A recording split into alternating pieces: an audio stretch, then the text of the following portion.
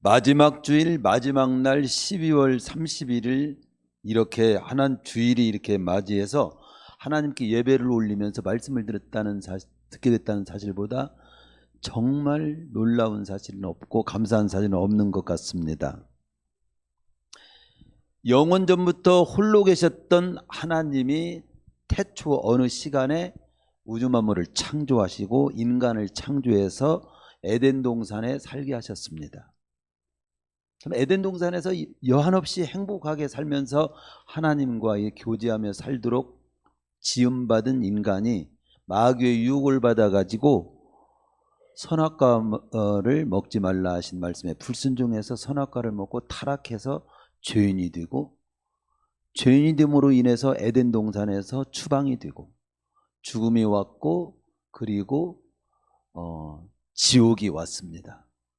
그런 인간을 하나님께서는 너무도 안타깝게 여기시고 정말로 안타깝게 여기시면서 그 인간을 향한 사랑을 포기치 않으시고 인간을 구원하는 길을 계획하신 거예요.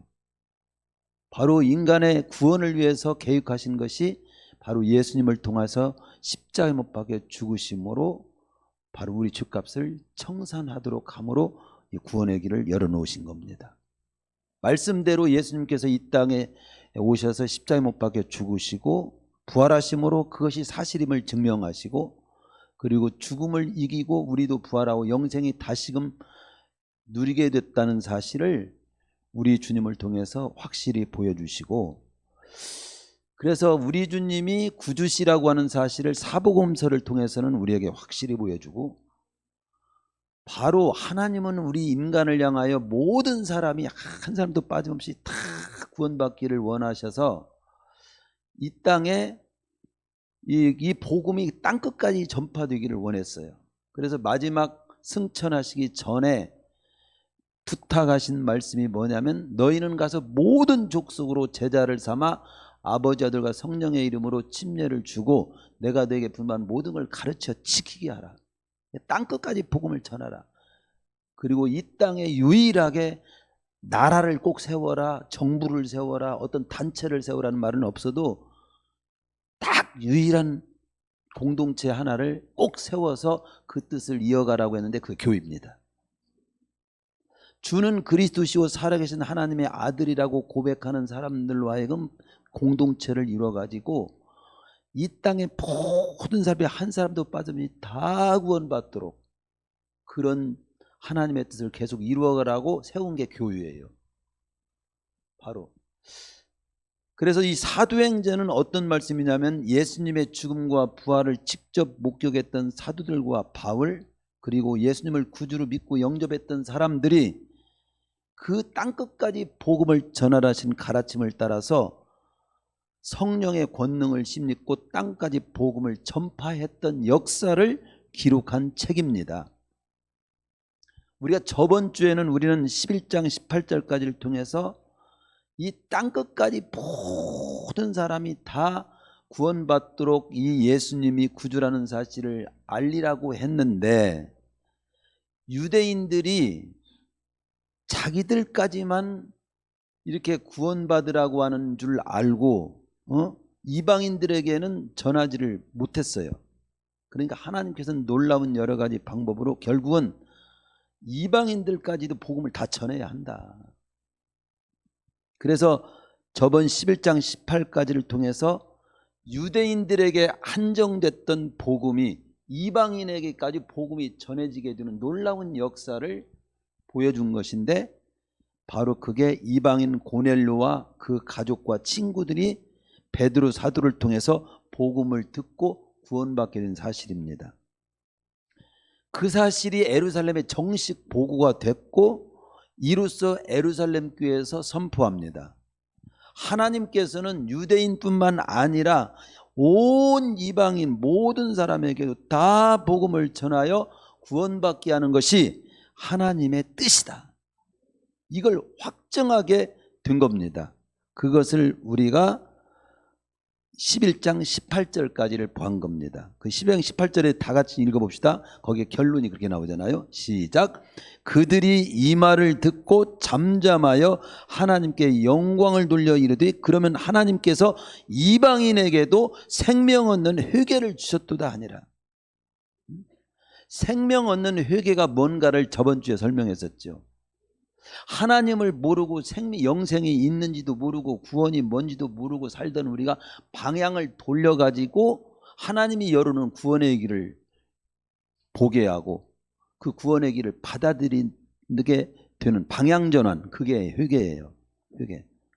회개는 단순히 윤리적으로 나 도둑질했는데 도둑질한 거 잘못해서 용서해 주죠, 이 정도가 아닙니다. 그것도 회개일 수도 있지만 그건 구원받은 자 삶에 관한 부분이에요. 진정 생명 얻는 회개, 구원받게 하는 회개는 예수 안 믿던 자리에서 예수 믿는 자리로 방향을 돌리는 것이 정말로 구원받게 하는 회개인 줄로 믿습니다. 오늘 이 자리에 나온 우리 모든 여러분들은 하나님을 안 믿던 자리, 예수님을 모르던 자리에서 예수님을 아는 자리로, 예수님을 안 믿던 자리에서 예수님을 믿는 자리로, 예수님을 나의 구주로 모시지 않았던 사람이 모시는 자리로 돌아온 사람들이기 때문에 여기로 말한다면 생명 얻는 회개를 한 분들이요. 아, 나는 생명 얻는 회개를 했다. 그렇기 때문에 영생이 나에게는 주어졌고 나는 죽어도 영생을 누리게 되고 부활하게 되고 천국을 누리게 된 사람이 된 거다. 이 기쁨과 확신이 있어야 되는 거죠. 올 한 해 마지막 주일을 우리 보내는데 우리 성도님들 올 한 해까지도 이렇게 무사히 잘 살았네. 에? 그런데요, 나는 목표를 세웠는데 목표도 이룬 것도 없고 사업에 성공해 보려고 했는데 성공한 것도 없고 그렇습니다. 이런 분들에게 제가 목회자가 한마디에 제가 써놨지요. 삶이라고 하는 것은 얼마나 오래 사느냐보다도 더 중요한 것은 뭐냐면 얼마나 삶을 아름답게 불태웠느냐가 더 중요합니다. 즉 얼마나 많은 목표를 이루었느냐보다도 그 목표를 이루기 위해서 과정을 어떻게 살았느냐가 더 중요해요. 설령 목표가 지금 완전히 이루어지지 못했어요. 그러나 그 과정을 잘 살았다면 그 성공입니다. 목표는 더 이루어질 거예요 또. 근데 그 어떤 목표 자체도 아름다워야 되겠지만 그 아름다운 목표를 이루기 위한 과정이 아름다워야 돼요. 아름답게 삶을 불태우는 것이 중요한 거예요. 우리는 얼마나 더 많은 뭘 이루고 얼마나 더 멀리 가느냐보다도 그 가는 길을 어떻게 하나님의 백성답게 진짜 가느냐, 어떻게 가느냐가 더 중요한 거예요. 얼마나 많은 목표를 이루었느냐보다도 그 목표를 이루는 과정이 더 중요한 것이고 얼마나 많이 갔느냐보다도 가는 모습이 아름다워야 된다 이겁니다. 계시록 22장 12절에 보면 보라 내가 속히 오리니 내가 줄 상이 있어 각 사람이 그가 행한 대로 갚아주리라. 이 행한 대로 갚아주리라고 하는 것은 어떻게 살아가느냐가 중요하다는 뜻이에요. 구원받은 백성으로서의 삶의 순간순간 하루하루를 어떻게 사느냐가 중요한 것이 뭘 얼마나 이뤘다. 내가 예를 들어서 부자가 됐다 이게 중요한 것이 아니라 어떻게 부자가 됐느냐를 더 하나님은 귀하게 보십니다. 네? 어떻게 뭔가 성공했다 하지만 성공만 보면 안 돼요. 하나님은 뭘 보냐, 너 그 성공 어떻게 이루어? 도둑질해서 성공했냐? 컨닝해가지고 너 저 A학점 맞았냐? 학생들? 안 돼. 그 인정보다 아무리 A학점 맞아서 그건 무효입니다. 아니 점수가 아니 오히려 더 징계를 받을 수 있어. 어떻게 성공했느냐가 더 중요한 거예요. 그러니까 여러분들 혹시 뭔가를 이루지 못했고 또 내가 해온 것이 별로 초라하게 보일지라도 나는 순간순간 하나님의 백성으로서 그래도 아름답게 삶을 과정 살려고 기도하며 몸부림쳤어. 하나님 앞에서. 그랬으면 잘한 거예요. 어떤 그런 말씀을 좀 드리면서 오늘 본문은 스데반의 죽음을 계기로 예루살렘 교회에 그 박해가 막 일어났잖아요. 박해가 일어나니까 거기에서 살지를 못하고 뿔뿔이 흩어지게 됩니다. 흩어지게 되니까 아이고 우리는 이제 뭐 교회 뭐 모일 수도 없고 예배 드릴 수도 없고 기도할 수도 없고 이제 전도도 포기하고 아예 그냥 이제 막 살자 이러지 않았어요. 흩어진 성도들이 떨어진 자리자리에서 복음을 전하게 되는데, 흩어졌어도 그들은 유대인들에게만 복음을 전한 거야. 거기에 보면 그렇게 나오죠. 성도들이 거기에 보면 흩어진 성도들이 거기 19절 그때 스데반의 일로 일어난 환난으로 핍박으로 박해로 말미암아 흩어진 자들이 베니게와 구브르와 안디옥까지로 유대인에게만, 이 말이 굉장히 중요해요. 유대인에게만 말씀을 그동안 전한 거야. 그런데 20절부터 다릅니다. 그 중에 구브르와 구레네 몇 사람이 안디옥에 이르러서는, 이 안디옥에 이르러서부터는 달라진 겁니다. 헬라인에게도 이렇게, 헬라인은 이방인입니다. 헬라인에게도 말하여 주 예수를 전파했다. 이게 바로 이 부분이 굉장히 중요한 겁니다. 구브르와 구레네에 있는 몇 사람이, 안디옥에 이르러서는 몇 사람이 헬라인 이방인에게도 복음을 전하게 됐고, 이 안디옥에서 복음을 전하게 돼서 최초로 이방인 교회가 설립된 게 안디옥 교회입니다. 그 안디옥 교회가 세워지게 된 것을 기록하고 있는데, 오늘 마지막 주일 마지막 날 이 12월을 보는 묘하게도 진짜 우리가 드려야 할 말씀이에요. 왜냐하면 하나님께서 교회를 세우셨잖아요.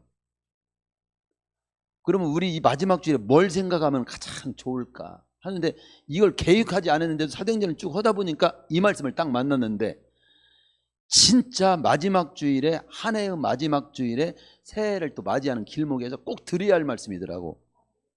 왜 그러냐? 하나님께 관심이 뭐냐면요, 교회를 세워서 교회를 통해서 하나님의 뜻을 이루고, 하나님의 뜻을 이루는 일에 거기에 내가 포함되고 쓰임받는 것이 최고의 축복이거든요. 그러면 우리 교회가 어떤 교회였고 앞으로 어떤 교회가 되어야 할까를 말씀을 통해서 아주 깨닫는 기회를, 돌아볼 수 있는 기회를 준 거예요. 이 안디옥, 이 성경 말씀은 곧 하나님의 말씀입니다. 이 말씀을 우리에게 주신 것은 이 말씀 보고 이렇게 살으라는 것이에요. 하나님의 어떤 우리에게 하시고 싶은 말씀을 지금 대신 여기 기록해 놓은 겁니다. 성경 말씀을 만나는 시간은 하나님을 만나는 시간이에요. 성경 말씀을 듣는 시간은 하나님의 말씀을 듣는 시간이에요. 하나님의 말씀을 듣는 시간은 하나님을 만나는 시간이에요. 주의 종은 그 하나님의 말씀을 설명해 드리고 대신 선포하고 있는 겁니다. 그래서 오늘은 최초로 세워진 이방인교회 안디옥 교회에 대해서 살펴보면서 지금 하나님께서는 안디옥 교회 잘 봐. 내가 원하는 교회는 이런 교회, 이와 같은 교회여야 해. 그걸 깨달으라고 이 내용이 여기 기록된 겁니다. 네? 그래서 최초로 세워진 이방인 교회가 안디옥 교회이고, 이 안디옥 교회에 대해 살펴보면서 우리 교회가 어떤 교회가 되어야 할 것인가에 대한 은혜를 받고 도전받는 귀한 시간이 될 수 있기를 축원합니다. 그래서 교회는 이래야 되는구나. 사실 여러 교회의 모습을 보여요. 성경에서는요. 고린도전서는 고린도 교회가 어떤 교회인가를 보여줍니다. 갈라디아서 갈라디아 교회, 에베소는 에베소 교회, 뭐 계시록에 보면 7교회가 또 나오죠. 다 각기 교회의 모습이 있었어요. 근데 최초로 이방인 안디옥 교회는요, 교회의 모델입니다. 그래서 여러분들이 교회도 이 겉으로 볼 때 교회가 막 숫자가 많고 건물이 크다고, 그게 교회가 아니에요. 진정한 교회는 하나님께서 원하는 그 뜻을 품은 교회여야 됩니다. 그런 교회가 되어야 되는 거죠. 그러면 오늘 안디옥 교회는 어떤 교회냐라고 할 때 제가 주변에도 간단하게 비유하게 해놨지만 첫 번째가 그겁니다. 본문을 통해서 보여주는 안디옥 교회의 첫 번째 모습을 보여주면서 너희도 이런 교회가 돼야 돼. 근데 어떤 교회냐면 수많은 사람들이 믿고 주께로 돌아오도록 주 예수를 뜨겁게 전파한 교회야. 거기 그렇게 나오죠. 응? 21절 주의 손이 그들과 함께 하시며 수많은 사람들이 믿고 주께 돌아오더라. 어?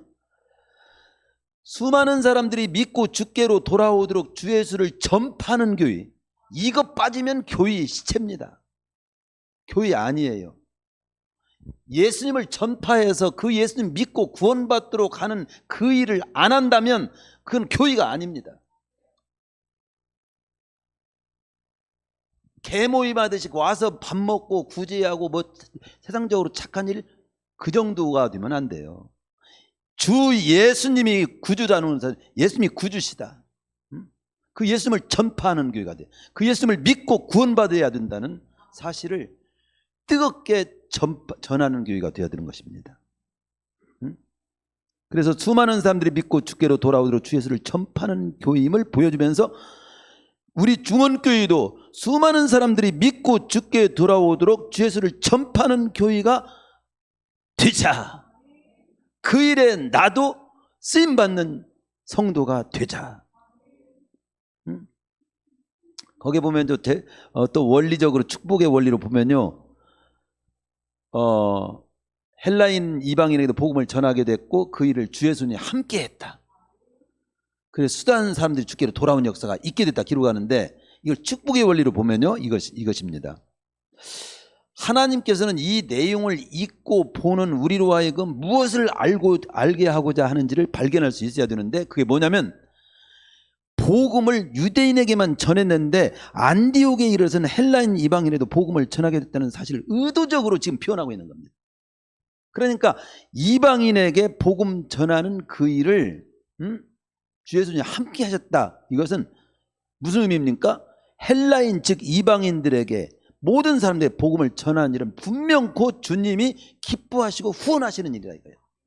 모든 제한 없이 모든 사람, 유대인이든 이방인이든 뭐 백인이든 황인종이든 흑인종이든 뭐 필리핀 사람이든 뭐 중국 사람이든 북한 사람이든 어떤 사람이든 다 이렇게 복음을 전해서 구원받게 하는 일은 주님이 기뻐하시는 일이고 주님의 손이 함께 후원하시는 일이라는 겁니다. 그러면 이걸 역으로 축복의 원리로 본다면요, 주의 손이 함께하는 사람, 하나님이 후원받는 사람, 여러분 한 사람 한 사람이 아무개 장로님은, 아무개 권사님, 아무개 성도님, 아무개 형제님, 아무개 자매님은 하나님이 함께하는 사람이래. 하나님의 손이 후원하는 사람이래. 이보다 큰 축복이 있어요? 아니, 하나님이 밀어주는 사람, 이보다 더 큰 축복이 어디에 있습니까? 근데 여기서 주의 손이 함께하는 사람이 되려면 어떻게 할까? 그렇게 생각해 보면 주의 손이 함께하는 일을 하면 되지. 그 일이 뭡니까? 여기 보면은 주의 손이 함께하는 일은 이방인에게도 복음을 전하는 일을 하면 주님이 함께하셔요. 하나님은 모든 사람이 구원을 받으며 진리를 알게 이르기를 원하십니다. 따라서 먼저 믿은 우리가 한 사람이라도 예수를 믿어 구원받도록 전도하는 삶을 살 때 그 사람을 하나님이 후원한다 이거야. 아울러 우리 교회도 하나님이 후원하고 주의 손이 함께하는 교회가 되기 위해서는 본절 20절에서 21절의 말씀처럼 사람들에게 주 예수를 전해서 사람들이 주님을 믿고 주께로 돌아오게 하는 교회가 되어야 하는 겁니다. 우리 교회 그런 일은 안 하면서 주님 도와주세요, 뭐 좀 해주세요, 도와주세요. 내가 원하는 일을 위해서, 내가 원하는 일이 뭔지도 모르고 있으면서 뭘 달라고만 하냐? 내가 후원해서 너희들 뭐 때문에 내가 후원해야 하겠냐? 물으면 뭐라고 대답하겠습니까? 우리 모든 성도님들은 예수님을 이미 믿고 영접해서 모신 나는 선교사가 돼야 돼요. 나는 예수님을 모신 나는, 먼저 믿은 나는 선교사요. 예수님을 모르고 예수님을 모시지 못한 예수님 없는 심령은 선교지다. 그게 선교지다. 아프리카가 선교지고 필리핀이 선교지고 뭐 어디가 선교지가 아니라, 그것도 선교지일 수 있지만 진정한 선교지는 예수 없는 심령이 선교지입니다. 예수 있는 사람이 선교사예요. 우리 모두는 예수님을 모신 자로서 선교사가 되어야 되고, 예수 없는 심령이 우리 식구 가운데 있으면 그게 선교지예요. 바로 그 심령에 예수님을 구주로 전파를 해서 믿게 해서 구원받도록 해야 돼요. 그게 진정한 선교사예요. 그게 진정한. 그런 사람을 하나님이 후원한다. 하나님이 기뻐하시고 주 예수님 막 밀어주는 사람이다. 여러분들이 비록 나는 몸이 약하고 나는 또 나이도 늙었고 나는 또 가난뱅이고 나는 잘생기지도 못하고 형편없다. 절대 그것이 중요한 것이 아니에요. 예수님이 기뻐하시는 이중심, 예수 있는 나는 선교사요, 예수 없는 사람은 선교지이기 때문에 예수 없는 사람 만난다면 나는 할 수 말씀, 내가 부족한 아는 대로 깨달은 만큼 말씀대로 예수님이 구주라네. 구주입니다. 예수님을 구주로 믿고 당신도 구원받으세요. 이 일을 하는 사람을 하나님 후원하신다는 사실을 잊지 마시길 바랍니다. 두 번째로 이 안디옥 교회는 어떤 교회냐 또 가만히 살펴보니까 23절에 보면은 22절부터 에루살렘 교회가 이 사람들의 소문을 듣고 바나바를 안디옥까지 보내가지고 그 바나바가 이르러서 그가 이르러 하나님의 은혜를 보고 기뻐하여 모든 사람에게 굳건한 마음으로 주와 함께 머물러 있으라 권했다. 그렇게 하니까 바나바는 착한 사람이고 성령과 믿음이 충만한 사람이라 이에 큰 무리가 주께 더해졌다. 그리고 또 한 사람을 또 바나바가 또 부릅니다. 사울을 찾으러 다소에 가서 만남에 안디옥에 사울을 데리고 옵니다. 와서 둘이 교회에 1년간 모여서 큰 무리를 가르쳤다. 그렇게 나옵니다. 여기에 두 번째 사실을 알 수 있는 건데, 이 안디옥 교회는요 바나바와 바울을 중심으로 권하고 가르치는 일을 잘하는 교회가 된 거예요. 권하고 가르치는 일을.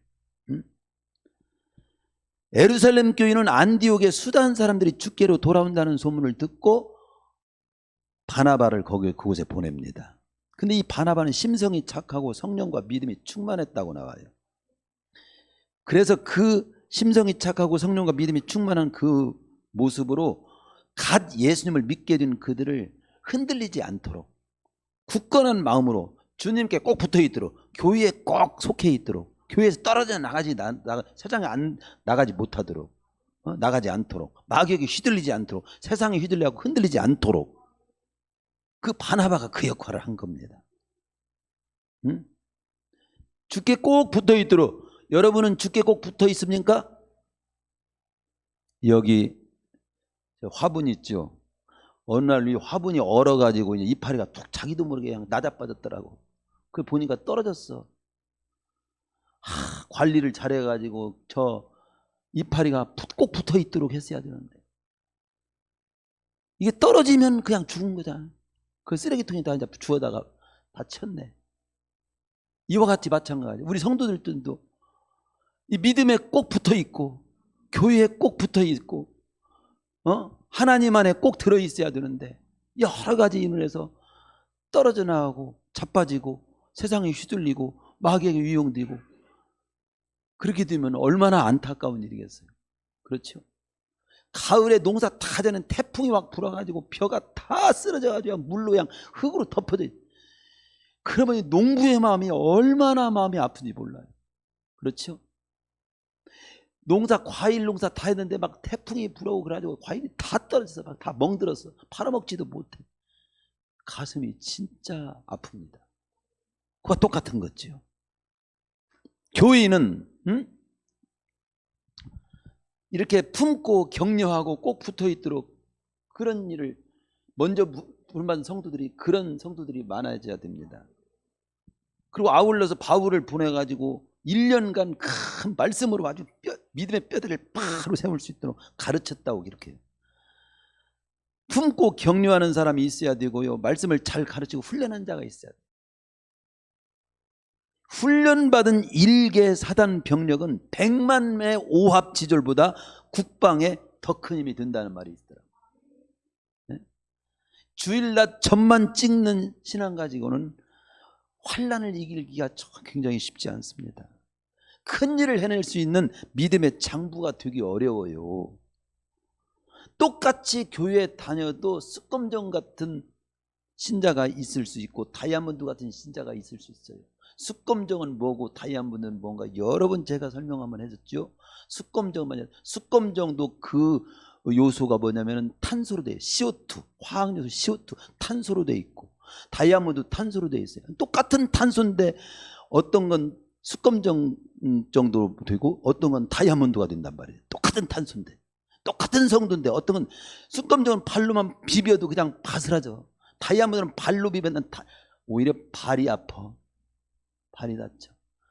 숫검정이 시커머지고 다이아몬드는 빛이 납니다. 각이 있어요. 각이. 옷도 우리 각 세우잖아요. 군인들 휴가 한번 1등병이라도 휴가 먹을 때 각을 세우고 올라고 제가 볼 땐 별로 폼도 없는데 각을 세워가지고 군화 신고 폼질라고 하지만 그렇게 하고 나머지 각 세운다고 하잖아요. 다이아몬드는 각이 있고 빛이 나고 비싸고 그 차이가 뭐냐면요. 숫검정은요 낮은 온도에서 형성이 돼요. 압력도 덜 받아요. 압력 받을 것도 없어요. 그게 숫검정이 되는 거예요. 근데 다이아몬드는요 엄청난 높은 열과 그냥 엄청난 압력과 많은 기간을 필요해서 다이아몬드가 나오는 거예요. 성도도 마찬가지입니다. 다이아몬드 같은 신앙을 가진 자는 질서가 있고요. 규칙적으로 공적인 예배를 승리하고 어떤 압력에도 견뎌내고 믿음을 지키고 그리고 막 열받는 일이 있어도 잘 기도하면서 풀어내고 그래야 수준 있는 다이아몬드 같은 신앙이 되지요. 우리 숫검정 같은 밟으면 그냥 바스라져 버리는 시커먼 그런 성도가 되지 마시고 다이아몬드 같이 값지고 각 있고 빛나는 수준 있는 축복된 멋있는 우리 성도님들이 되기 위해서 예배도 잘 승리하시고 양육도 좀 잘 받으시고 말씀도 잘 받고 기도도 뜨겁게 하시고 그래서 세상에 어떤 열받는 일이 있어도 하나님께 대한 믿음 저버리지 마시고 또 압력이 있어도 포기하지 마시고 구원받은 하나님의 백성으로서 가장 보기 좋은 모습으로 승리의 길을 가는 우리 성도님들 다 되시기를 축원합니다. 이제 세 번째 여기 또 안디옥 교회는 어떤 교회냐면요. 처음으로 그리스도인이라고 세상 사람들로부터 인정받은 그런 일컬음 받은 교회예요. 이 그리스도인이라는 말이 여기서부터 생긴 것입니다. 여기 보면 거기 나오잖아요. 26절에 보면 만남의 안디옥에 데리고 와서 둘이 교회에 1년간 모여 큰 물을 가르쳤고 제자들이 안디옥에서 비로소 그리스도인이라 일컬음을 받게 되었더라. 이 말이 단순한 말이 아닙니다.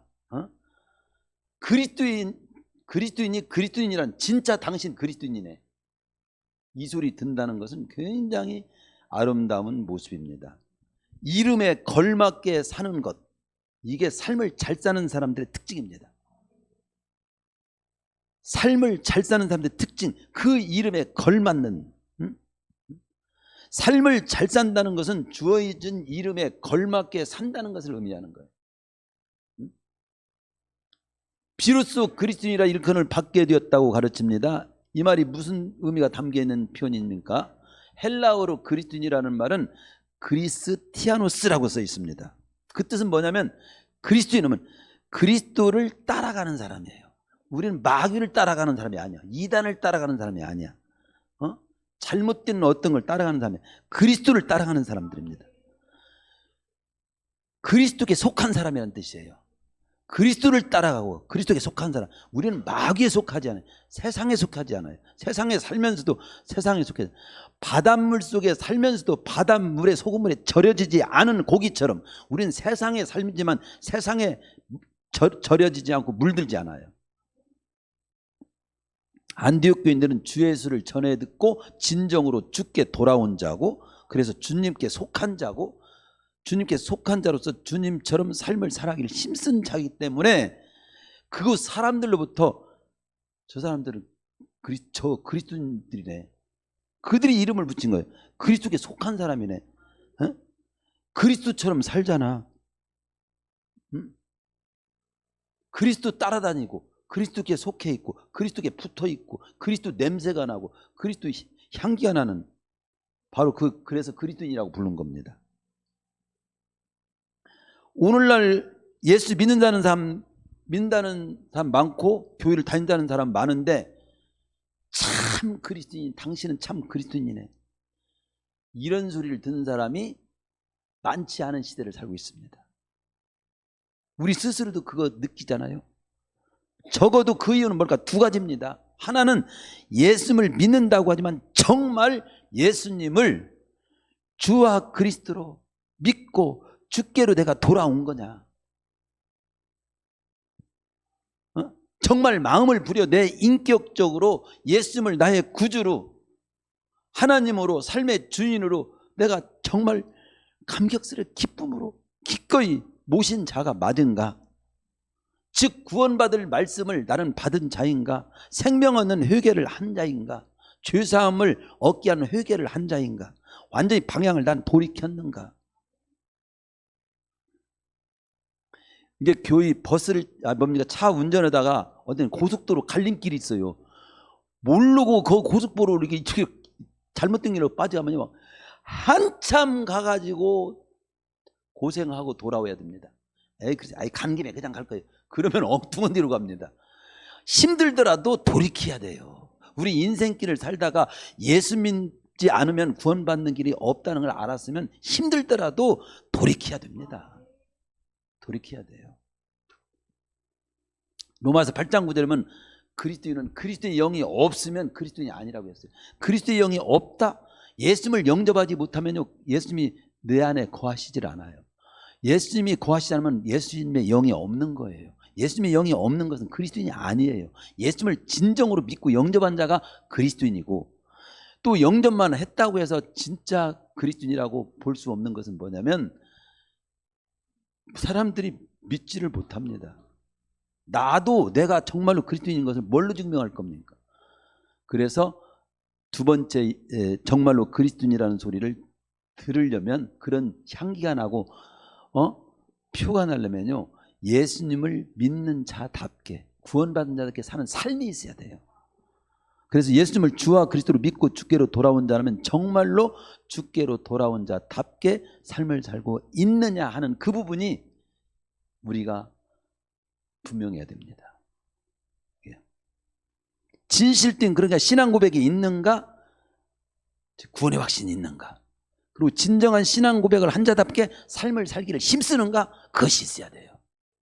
주일날이면 예배도 이렇게 드리려고도 하고, 문제가 생기면 기도도 하고, 나는 먼저 믿은 나는 선교사고, 아직 믿지 못한 사람 선교지니까 만나는 사람 있으면 그 권하기도 하고 전도도 하고, 또 나에게 주어진 물질이나 이런 것도 하나님의 깊은 뜻을 따라서 아름답게 관리하고 쓰기도 하고, 이런 표가 있어야죠. 그 다음에 이 교회의 특징은 뭐냐면요 28절 30절에 보면요 27절에 그때 선지자들이 예루살렘에서 안디옥에 이르니 그 중에 아가보라는 한 사람이 일어나 성령으로 말하되 천하에 큰 흉년이 들리라 하더니 글라우드에 그렇게 됐습니다. 흉년이 들어온 겁니다. 예루살렘에 큰 흉년이 들었어요. 근데 그 흉년된 상황 속에서 예루살렘이 그러면 얼마나 어려워졌잖아요. 큰 교회가, 모교회가. 근데 29절에 보면 이 안디옥 교회가 제자들이 가가 그 힘대로 유대에 사는 형제들에게 부조를 보내 헌금 걷어가지고 이 작은 교회가, 개척교회가 큰 예루살렘 교회, 모교회에 헌금 보냈어요. 이게 감동적이에요. 로마의 제4대 황제 글라우디오 때입니다. AD 41년 54년 때입니다. 흉년이 들었대요. 그때 실제 사건이잖아요. 바로 그때 여러 어려움을 당한 유대에 사는 믿음의 형제들을 돕기 위해서 힘대로 우리 할 수 있는 힘을 다해가지고 부조 헌금 걷어가지고 보내기로 작정해가지고 실행했다. 바울과 바나바의 손으로 장로들에게 보냈다고 기록하고 있는 겁니다. 보통 모교회가 개척교회를 도와야 돼요. 개척교회가 모교회를 도와야 돼요. 대개 모교회가 개척교회를 돕는 거지요. 그런데 여기는요 개척교회가 모교회를 도와. 참 놀라운 거죠. 모교회 어려운 일을 받는 모교회냐 개척교회냐, 우리 교회는 개척교회, 거기는 모교회, 따질 것 없어. 어려운 교회면 도와야지. 그렇죠? 어려우면 개인이나 교회가 다른 사람이나 다른 교회에 베풀 수 있는 교회가 된다는 건 진짜 정말 아름답고, 그런 교회가 되고 싶은 열망이 우리 교회에 있어야 돼요. 우리 교회 누가 안 도와주나 이렇게 바라보는 것보다도 우리가 좀 도울 수 있는 교회가 좀 되면 최고 그게 좋겠다. 베풀면서 사는 교회가 됐으면 좋겠다. 그런 교회가 되기를 기도하자. 이런 마음을 가질 때 하나님이 굉장히 이런 교회는 후원해야 되겠네. 이런 교회인 거죠. 이 성경에 보면요, 이 도움을 받는 자보다도 도움을 주는 그것이 더 풍족해지고 복을 받는다고 말씀합니다. 잠언 11장 25절에도 보면은 구제를 좋아하는 자는 풍족하여질 것이요, 남을 윤택하는 자는 윤택하여지라. 생각이 왜 그럴까? 단순한 생각이 들읍니다. 자, 누군가를 산꼭대기로 내가 높이 꼭대기까지 올려 보내야 되겠어. 그래서 그 사람을 궁둥이를 막 밀어주면서 올라가고 싶어. 그래 나는 그냥 그 사람 올리려고 같이 막 궁둥이를 밀고 올라가는 거야. 하고 꼭대기까지 올렸어. 그러면 나는 밑바닥에 있어, 같이 올라가 있어. 같이 올라가게 되는 거야. 내가 예를 들어서 옆에 바켓을 물건을 막 물을 들고 못 들고 하는 거예요. 할머니가 있어. 내가 그 바켓을 들어주려면 내 어깨가 튼튼해야 됩니다. 내가 도와주려고 마음을 먹으면 하나님은 내 어깨를 먼저 튼튼히 만들어주는 축복을 하셔야 됩니다. 이게 한 수가 도와주려고 하는 자가 잘 되게 돼 있고 발전하게 돼 있고 성장하게 돼 있고 그렇게 되겠구나. 여러분도 도와주고 싶은 사람이, 나도 도와주는 사람으로 살고 싶다는 열망을 가지십시오. 그러면 하나님이 그래, 네가 그렇게 도와주고 싶은 사람이, 그럼 도와주는 사람이 되게 만들어 줄게. 도와주려면 있어야 돼요. 도와주려면 힘이 있어야 돼요. 도와주려면 똑똑해야 돼요. 도와주려면 내가 먼저 어깨가 튼튼해야 돼요.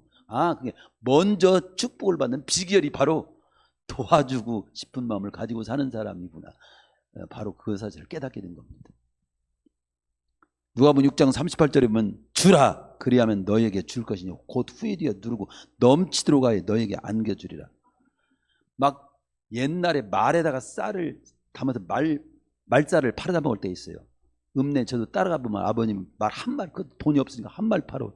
근데 그 굉장히 쌀집의 아저씨가 막 인심을 풀듯이 막 쌀을 막 계속 거기다 올려주고 또 올려주는. 내가 보니까 올려주는 따로 떠서 주세요.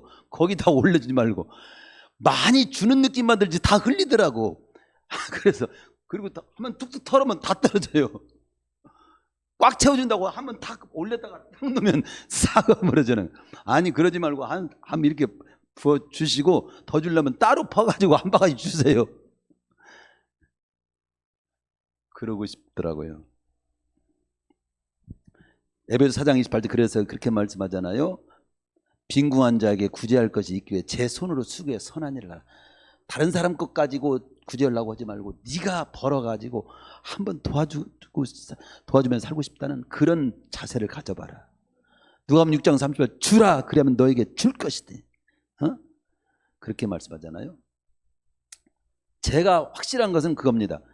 받는 자가 더 잘 뜰까 주는 자가 더 잘 뜰까? 볼 것 없어요. 계산적으로 보면요, 주면 손해입니다. 그렇잖아요. 나 100원인데 50원 주면 내 50원밖에 안 남잖아요. 계산적으로는 손해예요. 그런데 우리 주는 분명히 주는 자가 복이 있다고 말씀합니다. 하나님의 계산은 주는 자가 더 복을 받습니다. 묘한 거지요. 태평양 바다 보세요. 계속 흘러갑니다. 근데 언제나 넘치고 언제나 고기들이 막 충만해요. 그렇게 그물질을 해도 지금까지도 계속 잡는다네. 태평양 바다. 근데 이스라엘의 사해바다 가보세요. 거기는 사방에서 물이 두릅니다. 두르기만 해 빠져나가는 데가 없어요. 근데 소금물이에요. 고기 한 마리도 안 살아요. 지금까지도 한 마리 못 잡았어요. 이상하죠? 사방에서 두르는데 왜 안 넘치는 겁니까? 태평양 바다는 계속 흘러는데 왜 이렇게 넘치는 겁니까? 어느 집에요 1월달에 보면요 동서남북 다 우리 집으로 복이 다 들어와라 그래서 막 그게 뭘 붙여놨어. 근데 어느 분이 가갖고 큰일 나겠습니다. 동서남에도 복이 다 들어오고 나가지 않으면 이 집 망합니다. 빨리 다 떼세요. 왜 떼요? 다 복이 들어오기만 하고 나가지 말아야죠. 이러는 거예요. 떼세요. 그러면 왜 그렇습니까? 설명을 해드릴게요. 당신이 밥만 팍 먹고 싸지를 못하면 어떻게 될까요? 죽는 거야. 죽는 거야. 소통이 돼야 하는 거예요. 이게. 그러니까 막 내가 욕심 부려서 막 챙기기만 하면 그게 곧 죽는 겁니다. 그걸 아셔야 돼요. 잘 먹고 막 잘 싸야 돼요. 그래야 건강한 거예요. 그렇죠? 이게 나이가 들면 오줌도 싸는 것도 시원찮고 뭐 대변 보는 것도 시원찮고 이 싸는 것이 시원찮은 게 그게 무서워요. 그게 잘 먹고 막 잘 싸. 물질도 마찬가지야.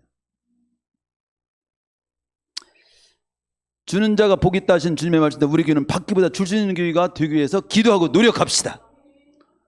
그리고 13장 여기에는 안 나오지만 이 안디옥 교회를 좀 더 추적해 보면요, 13장으로 넘어가면요, 거기에는 이 안디옥 교회 구성 요인을 보면요, 유대인도 있고 헬라인도 있고 귀족도 있고 천민도 있고 백인도 있고 흑인도 있고 막 다 섞여 있습니다.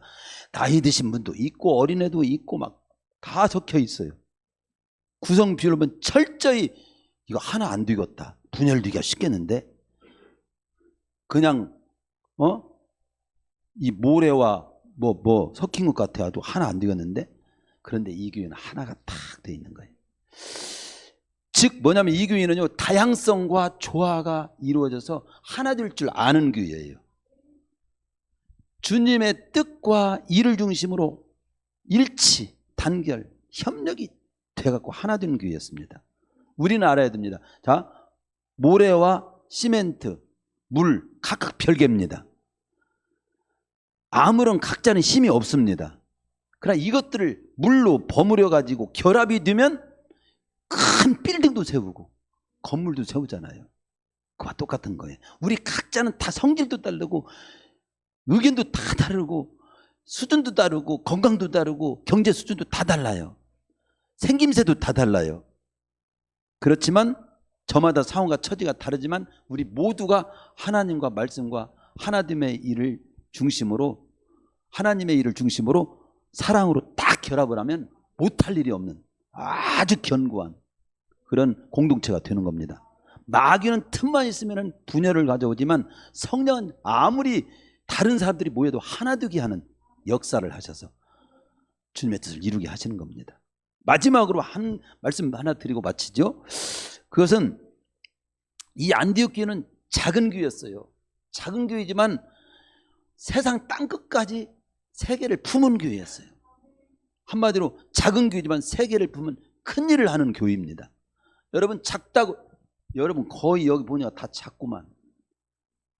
여러분 나는 작아가지고 항상 열등감을 느껴요. 열등 갖지 마세요. 작다고 우습게 보면 안 됩니다. 구척장수 골리앗을 누가 쓰러뜨렸죠? 말씀해 보세요. 성경을 보세요.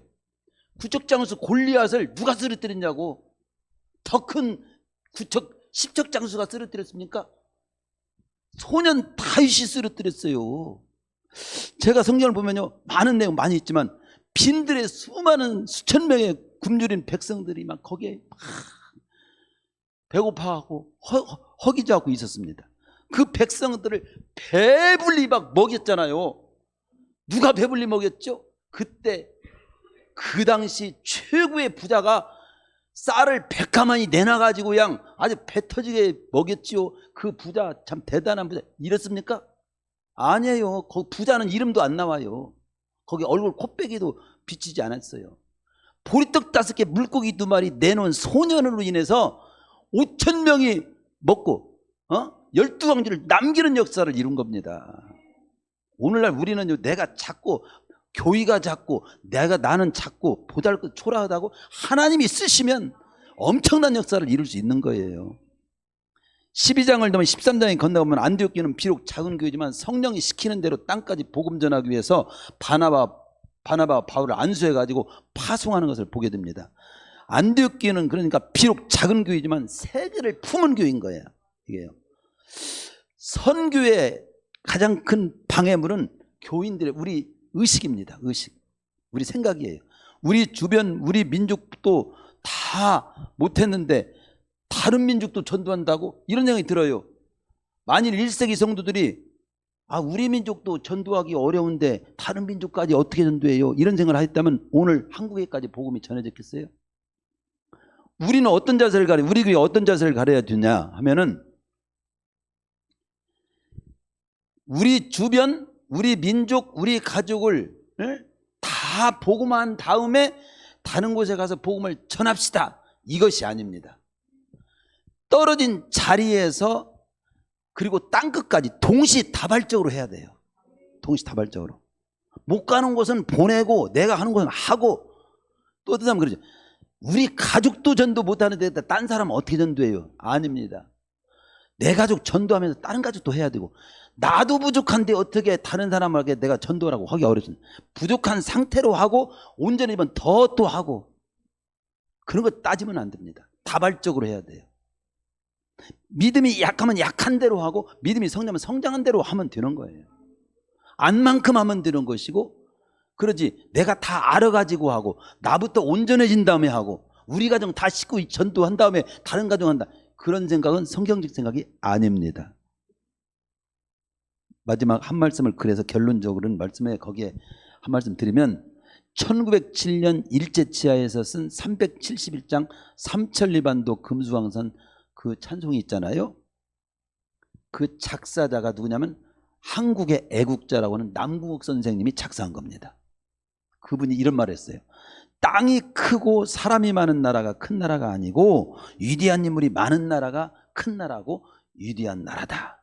교회도 마찬가지예요. 건물이 크고 숫자가 많은 나라가 큰 교회가 아니라, 믿음이 큰 인물이 많은 교회가 큰 교회인 거고, 사람도 덩치가 큰 사람이 큰 인물이 아니라 마음이 크고 도량이 넓은 자가 큰 인물인 것이고, 얼굴이 잘생긴 사람이 미남인 것이 아니라, 얼굴이 이쁜 사람이 미녀가 아니라 마음이 잘생긴 남자 여자가 미남 미녀인 거예요. 우리 교회는 크든, 우리 앞으로 클 수도 있고 작을 수도 있지만, 크든 작든 숫자가 많든 적든 주님께서 인정하시는 세계를 품은 교회로 존재하기를 기도하고 노력합시다. 이 마지막 주일에 우리 교회는 이런 교회로 가자, 이 말씀을 주신 하나님께 감사드리고, 우리는 이 말씀을 잘 받아서 그렇게 기도하면서 세워나갑시다.